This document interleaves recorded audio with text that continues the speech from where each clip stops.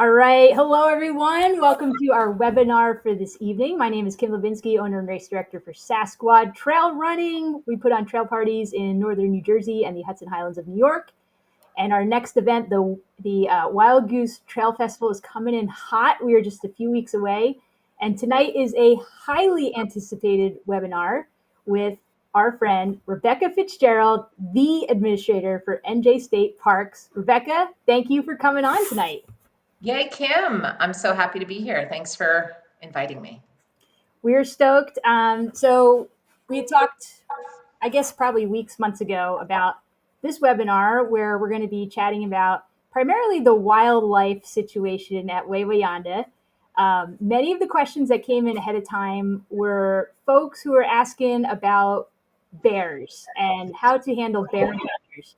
So that's definitely going to be one of the hot topics for tonight. But I know you've got a cool presentation set up that you're going to talk about the park and the wildlife and all the things that makes Wawayanda so special. But I think first, can you tell us a little bit about yourself? And I'm catching you off guard here. I didn't tell you. That's okay. But maybe about like your role as the administrator and also your many years in NJ State Parks. It's been a couple decades, right? It's been a while. Yes, I started when I was 3. So I thank you, Kim. I'm Rebecca Fitzgerald, and I'm currently the administrator for the State Park Service. And I started my career as a seasonal employee at High Point State Park in the 90s, collecting fees at the toll booth. Then I worked in visitor services, working in the monument and doing trail work. And I knew pretty much on day one I wanted a job in this. I wanted to spend my life in the State Park Service, and that's basically what I've done up to this point. I went to school, got a degree, and I became a park superintendent. I worked at Ringwood State Park for about 10 years. Then I worked at High Point State Park for about 12 years. And then I got this opportunity to be the administrator for the entire State Park Service. And we're going on about 3 years that I've been in this statewide role. I love it. It's amazing. I'm so proud of the state parks that we have and forests and historic sites that we have in New Jersey. And I'm so proud of all of our staff. And just my goal and my role is to try to give as much support as possible as I can. And I love all of our park visitors, especially those that participate in wonderful events like your Sasquatch Trail Running events. Love that. And we first met. I was trying to think of how we first met. I'm assuming it was through Stokes, right? Stokes, right. So even though I was the superintendent at High Point, I filled in at Stokes when we had superintendent vacancies there, and it was 2020 the first year there, or was it 2019? Actually, we were there 2018 was one of our It first. was 2018. Okay. But one of the last events before the world shut down was with you guys at Stokes in 2020 in March. One of the most stressful events. Yes. That's But yeah, that's when we first met. Yes. Little do we know what was about to unfold over those next few months. So, well, we've already got a comment from Silvana, who you might know. She said, let's get ready for those bears in the wild. Yeah, we're going to talk about bears. But you got to listen to more stuff first, everyone. I'm going to give you some history, going to give you some flora and fauna before we get to the bears. Yes. All right. Rebecca, should I flip us over to your screen share? Yes, let's try this. Apologies for any technical difficulties. So let's give this a shot. We will flip here. I'm going to share screen. And this banner. So we want to do entire screen. Sorry, I'm talking to myself. It is all good. We're having a little our YouTube stream isn't live, which is okay. We'll upload the recording afterwards, but we are live on Facebook and Instagram. So. Okay. So hopefully you can see my slideshow? Perfect. Nailed it. And you can't see my next slide screen? Got it. Okay, perfect. All right, so Wawayanda State Park. We're here to tell you a little bit about it, starting with where we're located. So Wawayanda State Park is located in Sussex and Passaic counties in New Jersey, but we are right on the border of New York State. So oftentimes people do get confused with the state that they are in. And there's over 34,000 acres that encompasses Wawayanda State Park. We have, and it's a mix of forest, wetlands, and lakes. Wawayanda Lake being sort of the focal point, which will be Wild Goose headquarters or Sasquatch headquarters. What do you call it? Sasquatch HQ for I the think I weekend. do. Oh yeah. Party zone. Yes. And we have so much to offer at Wawayanda State Park. Real year-round recreational activities: picnicking, hiking, boating, swimming, hunting, camping, snowmobiling, and cross-country skiing when we have snow. What's really very cool to note about Wawayanda State Park is it's located within the Highlands region of the state. If you can see on this map, it's sort of the green border, all of that stuff in blue. That is what's considered the Highlands region of the state. And the reason why the Highlands is so important is because we provide water um, to about 2/3, I think, of the state of New Jersey. The drinking water comes from the Highlands. So it's a very important area to protect, and Wawayanda is a part of it. A little bit of history. So this scene right here will become quite familiar to anyone who's running for the weekend because they will pass this a few times. That's the Wawayanda Iron Furnace. But Wawayanda was established as a state park in 1963. But prior to that, around the early 1800s, the area was rich in iron ore, and so it was an industrial village. There was grist mill, there was sawmill, they made shingles. There was a whole entire village in this area. But there was a furnace built, and these are the remnants of the furnace. It was built in 1846 by William Ames, and it was to produce pig iron. So they would extract the local iron ore and charcoal and limestone. And this was basically the focal point of the industrial village. So they'd use the water from Wawayanda Lake to power the making of the iron ore. So, and then it was transported by wagon at the time, and it would go to Erie Railroad in Chester, which is in New York, but it would then be shipped to the Hudson River. So it's believed that during its lifetime, it consumed over 6,000 acres of forest in the area for the charcoal fuel, and it ceased operation in 1869. So that remnants of the furnace still exist, and again, you will become familiar with this. Rebecca, I want to throw in a fun fact for everybody. The When we were creating the Wild Goose Trail Festival and trying to pick a name, it's always one of the most fun parts about making an event is coming up with the name. And one of the ideas was calling it the Pig Iron 100. And Oh, we went back and forth. That was on the table. Ultimately, we landed on Wild Goose as a tribute to the what's I'm sure you'll go over this, but what's thought is the indigenous meaning of Wawayanda, way of the wild goose. But just want to throw that out there. It was for a hot second almost going to be called the Pig Iron 100. well, I'm glad you covered that Wawayanda is the way of the wild goose, because I didn't have that in my brain here. But I don't know, a pig as the mascot of a ultra trail event. I think that would be really cool. So maybe we need to work on that for another event. So Wawayanda is absolutely beautiful. If you've been there, if you've done training runs, if you were there for any of the other events, but there's over 60 miles of marked trails, and it's a mixed terrain, rocky ridges, lots of wetlands, stream crossings, and paths through the forest. That boardwalk up in the top left will also be very familiar to you as you're doing your loops. The view on the top right is actually the very popular view from Pinwheel Vista. I'm sorry I missed your ice cream gathering because that would have been a lot of fun this weekend when folks hiked to the summit there. That's part of the Appalachian Trail. So the Appalachian Trail, which is over 2,100 miles, interstate trail from Georgia to Maine, does pass through Wawayanda State Park. We have about 19.6 miles of the 72 total miles of the trail that go through New Jersey. And the also really famous, well-known Pochuck Boardwalk, which is a part of the Appalachian Trail, is also included in Wawayanda State Park. Lots of elevation changes, provide challenging climbs. Luckily, not so much. They're very gradual when you're going to be running at the Wild Goose. But Right now, the trails are looking really good because we haven't had any rain. So let's just hope it stays that way, Kim. If you can keep this weather over the next couple of weeks, I think all of us will appreciate that because anyone who has been there, especially anyone who was there for the spring training camp, will know that the trails, because we are in a lot of wetlands, we're surrounded by a lot of water, and they pretty much they will flood.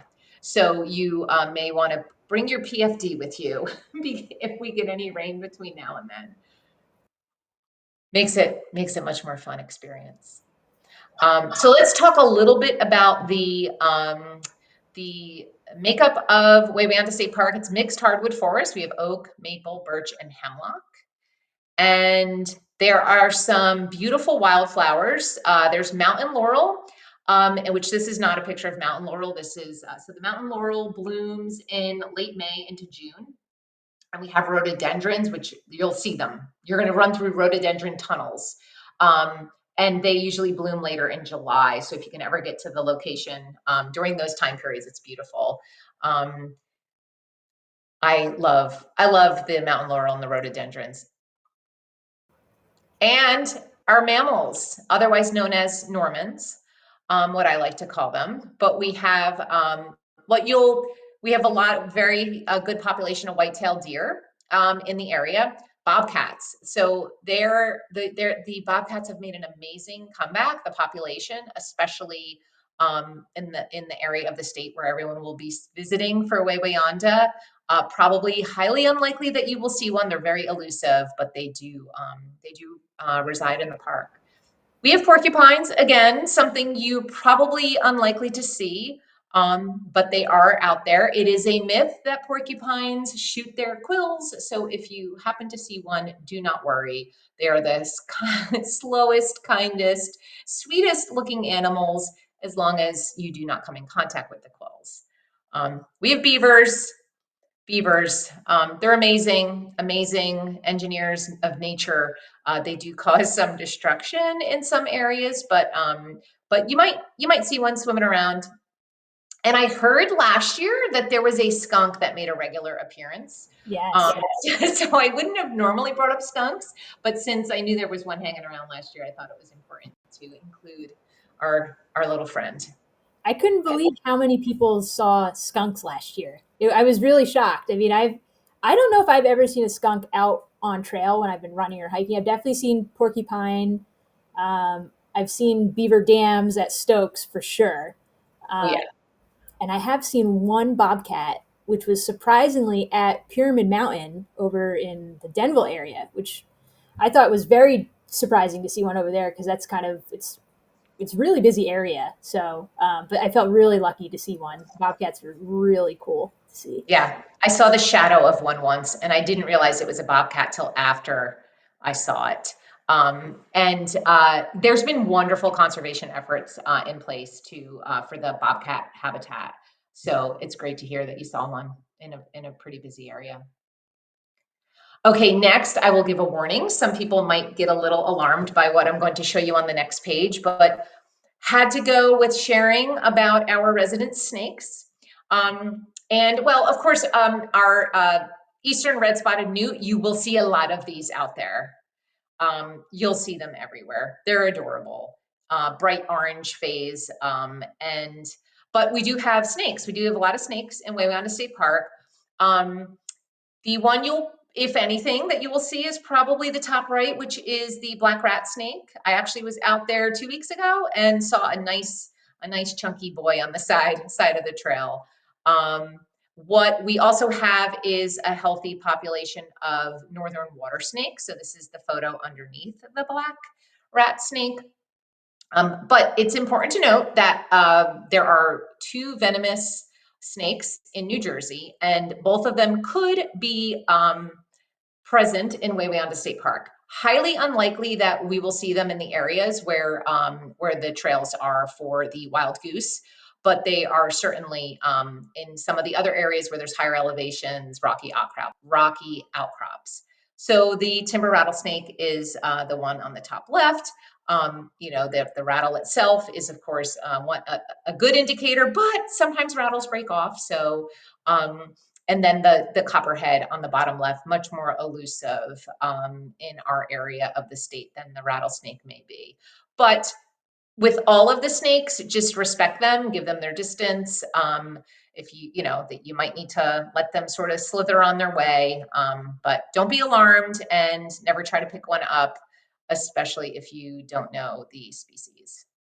But I have a like right now, my heart is racing because I do get this like reaction when I see them, and when I see them when I'm out there. But I challenge myself because I want to be comfortable with them, and so I sort of have a love hate relationship with them. But I think the rat snake is probably scarier to see almost than a rattlesnake because the rat snakes can get so big and so thick. I mhm. remember seeing one at Stokes. It was like sunbathing on the Blue Mountain Trail, and I screamed. I screamed. I'd never seen a snake that big. And then when I calmed down, I was like, okay, it's a rat snake. It's not gonna bother me. I waited and went around it, but definitely can be intimidating if you've never seen one before. Agree. Yes. And birds. So Wawayanda is a good destination for birding. You'll probably see a great blue heron while you're out there.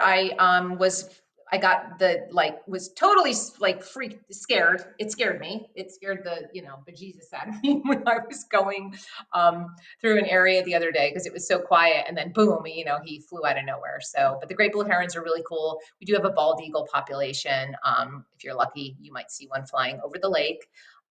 And your cardinals, your blue jays, your robins. But if and this is a bad photo of it, but the Merlin app, I cannot recommend this enough to anyone who's has an interest in maybe the birds that they're hearing or seeing. But the Merlin app is free.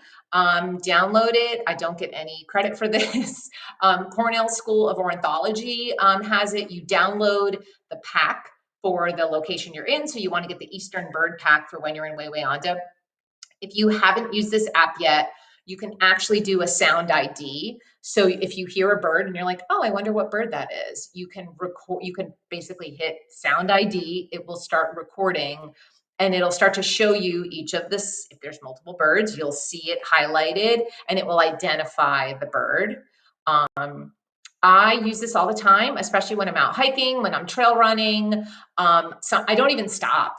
I just walk and like record, and then I'll look down and see, what birds I'm hearing. So I've learned several bird sounds through the app, and then you can go and look and learn a little bit more about the bird. So highly recommend it to keep keep your mind maybe a little distracted with all the miles you may be running. And the moment you've all been waiting for is talking about black bears. So black bears in New Jersey, we do have a very good population of bears. They are the largest land mammal in New Jersey. They are an integral part of our natural heritage. They're a vital component of our healthy ecosystem, but we want to be bear aware. So I'm going to give you some tips. And first and foremost, just stay alert. Make noise while running. I mean, pretty much we are making noise when we're out there moving around. Some of your gear might be rattling, but just stay alert. And a whistle is always good to have. And if you do see a bear, you do not want to approach the bear. You never want to feed a bear. Um, you have to stop running. I know some of us have mile goals or time goals or just need to get where we need to go, but stop running. Bears can run up to 35 miles per hour, I think it is. And I don't think any of us can run that fast. So stop running, remain calm. You don't want the bear to feel trapped. You want to give the bear space. Make yourself look big. So try to actually make yourself look like taller than the bear and speak loudly. Hey, bear, go away, bear. Leave me alone, bear. Just whatever you want to do, say, go, get away. For the most part, they don't want to be near you. They don't want to be around you and they want to retreat. Um, if you feel that there is sort of an unusual bear encounter, maybe one was hanging around, wasn't leaving, then you definitely want to report that to park staff or check in with Kim, at your next loop, just to give a heads up. And then we can sort of keep our eye on it. But um, Really important for anyone who is setting up a tent and might be putting in, overnight hours. Do not store food in an unattended tent.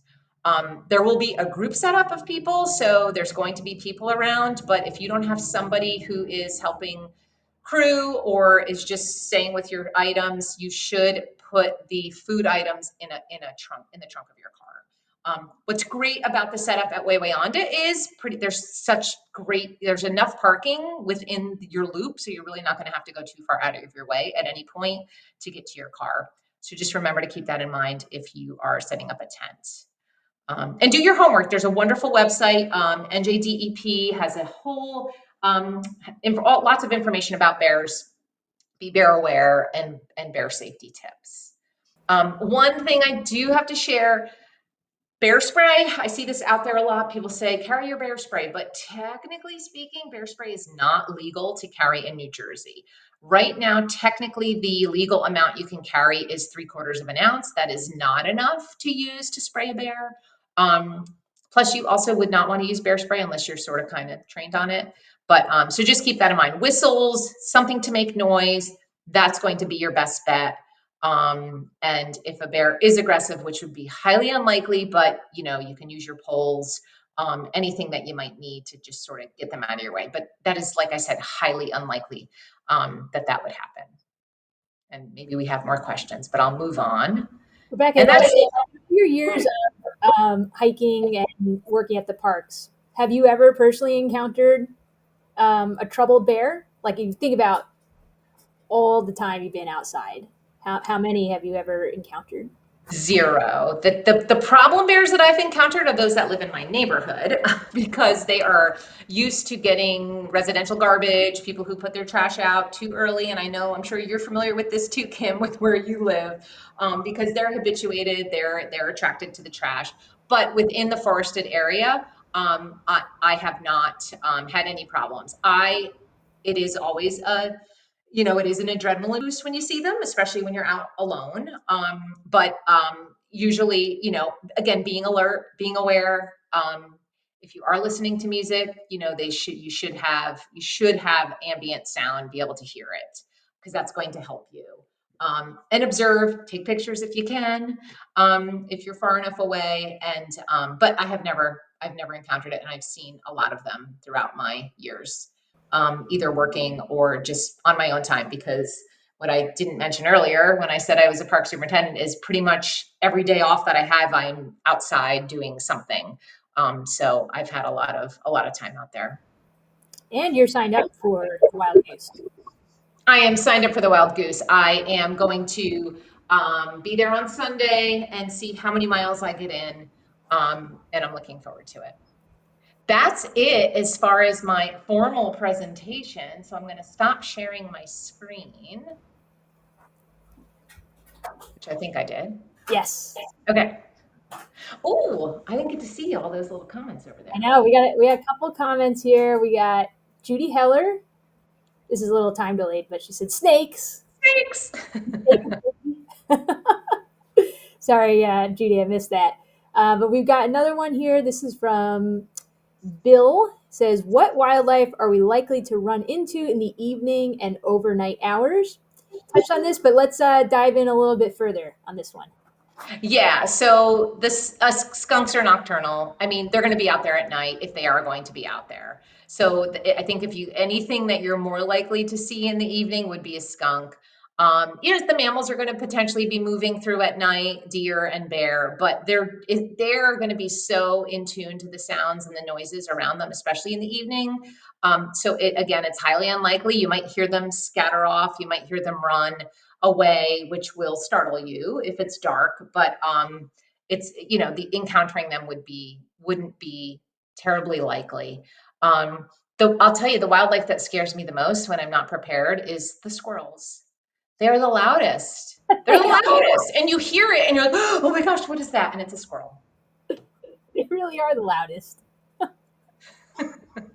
And it makes you think like, oh my god, it's like a cougar in the night, and then it's a chipmunk or a squirrel. Yeah, the little ones. Yeah. I'm trying to remember. It's okay if you don't remember this, but a few years ago, I saw at Wawayanda, and I'm blanking on the name. It was a rodent that's very rare. Kind of looked like an otter, but it wasn't an otter. It So it was could be a Fisher cat. So Fisher cat. yeah, That's yeah. We do have Fisher cats are another one. There you don't see a whole lot of them, but we do have them in the area. And then even more rare would be a Merlin, but a Fisher cat would, they're pretty vicious actually. that's what I've read. Yeah, yeah, not against people, against uh, fish and probably and potentially birds and small mammals. Yes, yes. I do want to share the story of, and maybe you can explain how exactly this happens. But 2 years ago, we had a drop bear situation where a bear quite literally dropped out of a tree Okay. in the middle of the night and went woof, landed, and then it took off as fast as it landed. But that was quite entertaining. We had two different runners come back at two different times, and they're like, "A bear just flew out of a tree." And I was like, "No way!" But then it was confirmed by two witnesses. So, have you ever experienced that, Rebecca? I haven't, and I'm not a bear biologist, but I play one on TV now.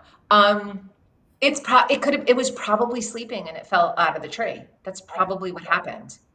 Yeah, Yeah, poor guy. I know. Imagine, like, right, like think you're sleeping in a hammock and like, right, or you roll out of bed. I mean, maybe we've all done it, or you roll out of bed. That's exactly what happened to that bear. More than likely, not exactly, highly likely. Oh man. All right. Well, I'm going back through some of the questions that we got online via online registration. So do you mind if I pitch a couple to you? We can work Go through a for it. few. Um, this is a fun one. What mile do you think I'll see Sasquatch? I mean, I think it depends on how you're fueling, your nutrition, if you've taken any breaks, and then perhaps he will appear. Yes. It's all relative to the individual runner and what they may or may not see or hear. And if you see Sasquatch, be sure to take a selfie with the legend himself. Photo evidence would be wonderful. Yes. Okay. Here is another question. Is maybe you could speak this because I know you had just mentioned that you feel some anxiety when you see snakes. So this person was saying, um, seems like every time I hike at Wawayanda, I see a bear, it gives me anxiety. How am I supposed to enjoy my run when all I seem to do is scan the woods for a bear? So maybe can you touch on that a little bit? I know we've talked about like what to do if you see a bear encounter, but um, and I know you're not a psychologist therapist, but you have many years of experience working with the public, and you yourself are a hiker and a runner. So curious if you could speak to that at all about kind of like the anxiety that can be revved up a bit, especially in the evening hours. Yeah, it's real. It it's going to get easier the more experience you have with it. I think, like anything, I would say try to do some research ahead of time. I mean, don't go down a rabbit hole of videos that are bad experiences, because for everyone that you see of that, you're going to see so many more that are good experiences. Um, just be confident in how to react if you do see a bear. So be confident in, I'm going to stop run it through your head. I'm going to stop running. I'm going to blow my whistle. I'm going to try to scream if I can. I'm going to wave my hands. I'm going to seem taller than the bear. Just the more confident you can get in how you're going to respond if you see one, I would hope that that might help, with your anxiety or your concerns that you're just not enjoying yourself. Um, and I hope that helps. There's this Facebook page called the Copperhead Den. Again, I don't get any like money for this, but it's like this woman who lives in Texas and like her property is basically all copperheads, and she goes over how she coexists with them and how she learns her behavior. She alters her behavior and her pet's behavior so that she can coexist. And I like watch it because I want to feel comfortable. Sometimes I end up having dreams with copperheads in them, so don't look at that page before you go to bed. But just get the more familiar you become with it, the easier potentially it's going to be for you. Yeah, I think that's great. Another tip I'll throw out is, and this is just because I'm at the finish line and I hear runners come through, and this was one of the changes we made for this year, was allowing pacers to join you once sunset hit, because that was a lot of feedback we got where people were feeling anxious about running at night by themselves. So we said, well, who cares? Let's just start pacers at sunset to help folks out. So one of the tips I'll pass on, even if you don't have a pacer, I saw so many people do this where maybe they finish a loop and it's starting to get dark, but they don't have a pacer. They're there solo. You can hang at the finish line for a couple minutes and wait for somebody else to come in. And I wouldn't say like Velcro yourself to them without asking, but talk to that person and say, hey, do you mind if we go out for a loop together? I'd like to share some miles, feeling a little nervous or whatnot. And I saw so many people do that at the event last year, and it was a really very, very helpful for folks. And then you make new friends as well when you're out there. I love that. And I think that's really good advice. And, I think too, sometimes, right, like you might be sort of someone, you might be back and forth with someone, or they might be in front of you. And I always kind of have that thought. And then just, yeah, if you just start a conversation with them, they could be feeling the exact same thing that you're feeling. And it's always nice to sort of have that opportunity to connect. So love it. And I love that you're allowing pacers. Yes, absolutely. We got a couple more comments. I'm going to throw them up on the screen. Silvana, tell me the snakes will be sleeping at night. Most likely, yes. Yes. And especially because if it's cooler, like, so if these temperatures keep up, that have been amazing. Yes. The cooler evenings, they're gonna be where it's warmer. They're not gonna want to be out. They'll probably under leaf litter or rocks, and not. But during the day, kind of out. Maybe if you got a spot of sun on the trail, they could be stretched out or sort of off along the side on the rocks. So that's when you're more likely to see them basking in the sun. Awesome. We got Rebecca said Rosa and I saw skunks by the furnace, and that wasn't my first time. So they were among the many folks who saw some skunks out there last year.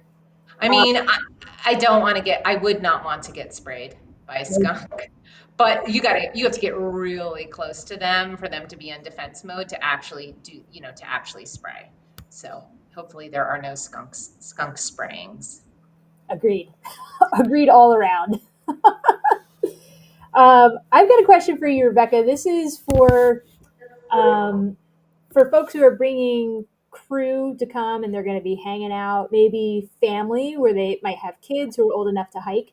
Do you have any recommendations for folks on what they can do at the park if they're hanging for 36 hours and looking to do more than just hang out at Squatch HQ? Do you have any favorite spots that you would recommend? Well, there's some stuff that's close by. So to visit, and I'm not plugging any commercial stuff, but I mean, if you're just there for the occasional emotional support and you're not expected to kind of be at the loop every single time, Warwick, New York is close by. Penning's Orchard is there. There's several orchards. There is sometimes live music. So if you just wanted to check that out, like there is a playground. We have a playground at Wawayanda right at the lake. It's actually new from last year. Beautiful, inclusive playground, ADA playground that we completed last fall. I think we completed it after Wild Goose last year. It was there actually last year. It was there. Okay. Yeah. It's all running together, but really great. I love seeing children playing on that. And Heaven Hill Farm is close by. So that's a fun spot to bring kids. If the weather's great, bring a book, bring a blanket, take that time for some downtime. Those are some things that come to mind. You might have some recommendations as well, since you're local now. I know, right? I am local yokel up here in Sussex County. We've got another question from the chat. This is off topic from Bill, but is the parking fee one time for the weekend, or if crew leaves and comes back, do they have to pay again? So when you arrive, we're going to be there to collect the fees. And this year, so excited for this. This was an idea. I feel like it was Bonnie, one of our volunteers, saw it at another race, and she said, hey, you guys should think about doing this. And I thought it was genius. We're doing Sasquatch hang tags that you can put up in your vehicle. So that way we can tell if you paid. So, Rebecca, do you want to comment anything? Yeah. Yeah, I do. And I do want to share that the $5 fee that's being collected actually is coming back to the State Park Service. Yes. And so it is, and I mean, I'm not going to speak to all of the event fees, but it's one way that we can sort of make something off of our visitors. There is no actual park entrance fee that day. So the toll booth won't be staffed. So you're going to be driving to the lake, checking in with Kim, paying the $5, and then Kim will give you your parking tag. By the way, Kim, I love the hang tag idea because Yes. I paid for mine because it is only fair because I am a member of the public when I'm participating in your events. So I paid for mine and I loved it. I've shown so many people that hang tag. And then we've had other event organizers who've sort of trying to figure out how to manage the $5 per car. And I've shown it. I was like, look at Yes. this hang tag. And then it's a nice little souvenir also because it's a It, cool it design. truly, it truly is, and it was pennies. Really, we bought. I think I bought like 1,000 of them to get a good price break, but we left that box at the bottom blank so we can number them and Perfect. use them for Yep. many years to come, which is So we really appreciate that. I think it's not a whole lot to ask, and it does benefit the State Park Service. So we do appreciate that. yes. And we're that's not going in our pocket, like Rebecca said. I know some events will charge like big races and stuff. They'll charge like $20 for parking or something. So we're not doing that. We're not profiting off of parking passes. So here's a comment from Judy. If we have people come later in the day, do they have to come to you to buy the tag when they get there? Yes. So this will be similar to last year, except it's going to be much more organized. Last year, it was a little bit of a hot mess with the parking tags. And that's just a learning curve with doing these things. So, and this will all go out in all the pre race communication. When you arrive, we're going to have kind of like an info center where we're going to make, I'm working on it now, a big info board that's kind of like the FAQs of all the questions that get asked 100,000 times during the weekend. We're going to have that listed out. So you'll be able to find that very easily. It'll be by the aid station, and we will have the hang tags available. So we do appreciate cash, $5, exact change, keep it simple. So then we can, give it out real quick, which is great. Yeah, I love, Kim, how every event you have, you improve upon the next one just from feedback. I know one of the sources of a lot of concern last year was people getting to the location because of GPS and the South Gate. And so I think you put this out already, so I'm not ruining the surprise, but that gate will stay open all weekend. So for some people, it's going to be easier in and out. I do want to give a disclaimer. It is a residential area, so respect the speed limit, especially if you're going in and out early, in early hours. Just keep in mind there's residents back there, and we don't want to lose, our ability to be able to say, yes, we're going to leave it open during the whole weekend. Yes. And I cannot express the amount of gratitude I have for you guys allowing that gate to stay open during the weekend. The amount of phone calls that I was getting at 4 in the morning from folks, and I felt bad. I know you guys have this all throughout the year where folks are, with the GPS thing. It's something to do with Google Earth and whatever, the GPS where it brings you. It's Apple now, and we work on it and we try to fix it. And then because all the crowdsourcing, someone goes back in and changes it. And so, yeah. And I was standing right by you when you got a couple of those calls last year when I was there on Sunday. And so I felt I felt it. I felt it. I It's felt it. Yeah. tough. We don't want, and that to be someone's, memory, or that to be like the lasting impression left on someone after participating in an amazing, event. So. Well, totally. And to show and just to prove like it's not you if you're showing up the wrong location. I remember one of the runners called. You might have been here for this phone call, I'm not sure. But one of them called, it was like 5 a.m. and basically said like I'm outside of this house on Route Oh, 94. Am I in the right place? Should I go in? I was like, no, don't go in the house. You're not in the right place.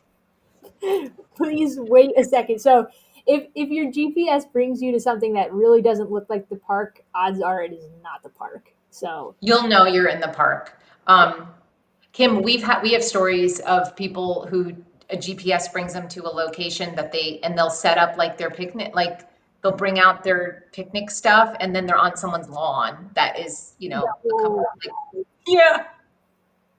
I heard one time there was a GPS address. This is when I worked at High Point, kept bringing families to this like location. So the kids started charging, like set up a lemonade stand. And it's like, I'll take advantage of this. But yeah, GPS.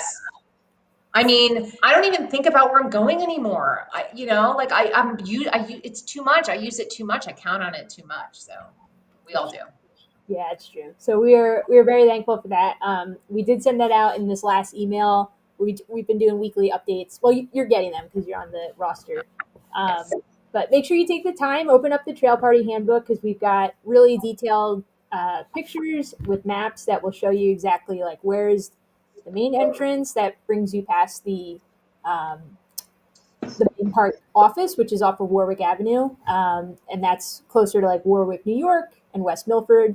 And then the auxiliary entrance is like Rebecca mentioned, it's over in Barry Lakes, which is a residential area. So depending on where you're coming from, it's I'm telling you, it's really worth the time to take a few minutes to look at your actual map on the phone ahead of time to see which entrance is more efficient for you to come through. Because Yep. for some folks, it will be the auxiliary gate, and others it'll be Warwick Turnpike.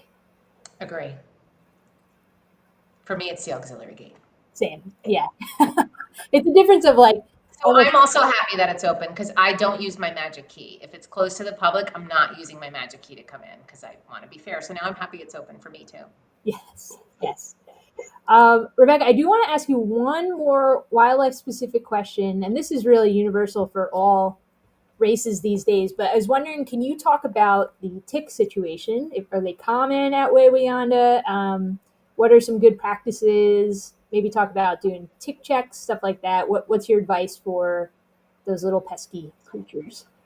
Yeah, ticks, I think, should be the thing we're most afraid of when we're out in the forest, because of how little they are and how many different diseases they could potentially transmit if you're bit.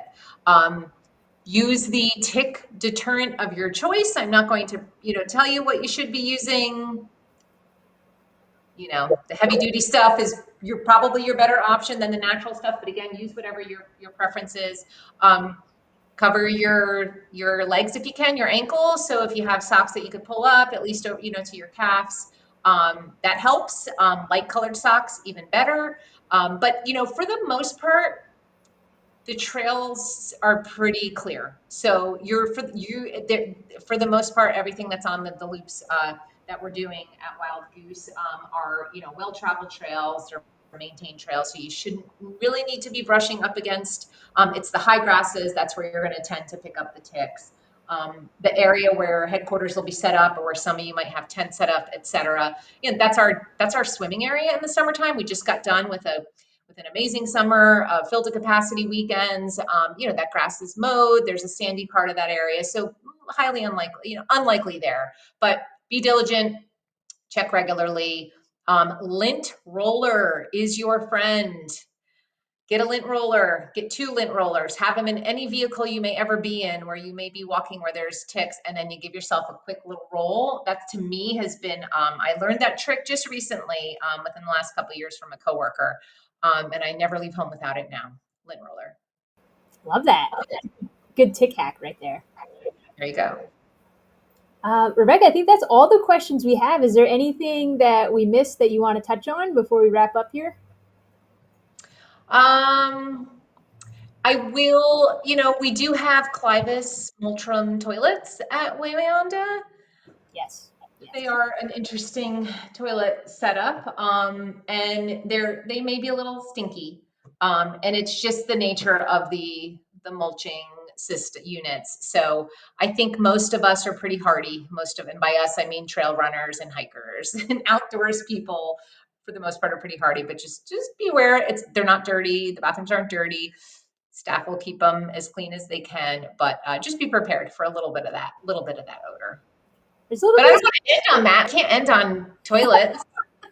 Well, here I'll make that positive because um, the restroom setup at Wawayanda is so nice for a long weekend event like this. I mean, I just every time we're there for this race, I always think about like, I'm so glad we have this instead of a line of porta johns that have to last for 36 hours. Like, if you haven't been to the park yet, and Rebecca, you could describe it a little bit more, but it's so nice. It's a whole bathhouse. There's changing stalls, there's running water, and there's the vault toilets, which is really nice. Yes, and then there's like another set of toilets as well that'll be on some, yes, that'll be on some routes that you could always like stop in and use. It is a great, when I was there last year, because I've been there for when we have, when the swimming area is busy, but when I was there last year, I looked around and went, oh, wow, this is a great spot for this event. It really is. Beautiful, beautiful. And it was a beautiful, beautiful day. So again, we're gonna hope for some really great weather that weekend.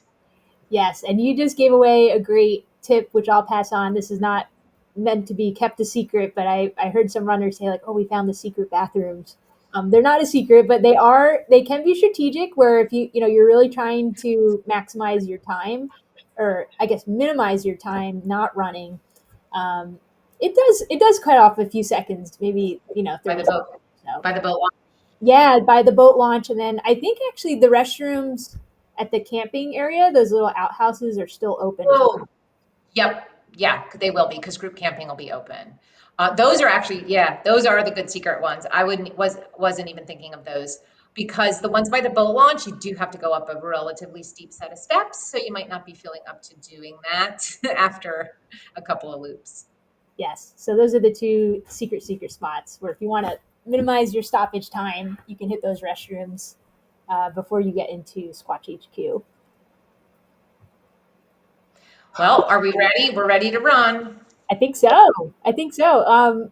I do want to ask, can you give maybe a little info on if people want to learn more about Wawayanda, like what's the website for you guys?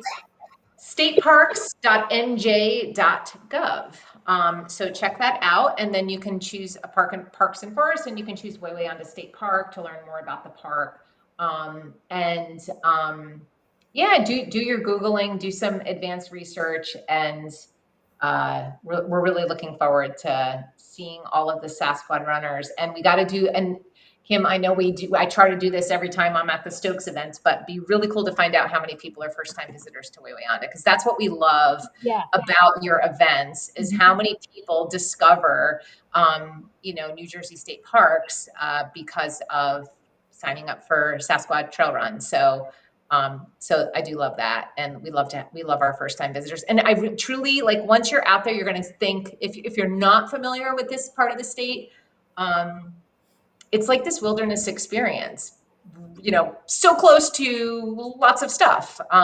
You just go a little ways in and you think like, oh, even a couple of my training runs, hikes, more like fast hikes for me, but it was when the swimming area was open and I was able to access from Cherry Ridge Road to Yeah. kind of get into the network, so I wasn't going into where like the filled to capacity area was. And then you said it, Kim, it's like you're out there and it's like this wilderness experience, and then all of a sudden it's like Disney World. Disney.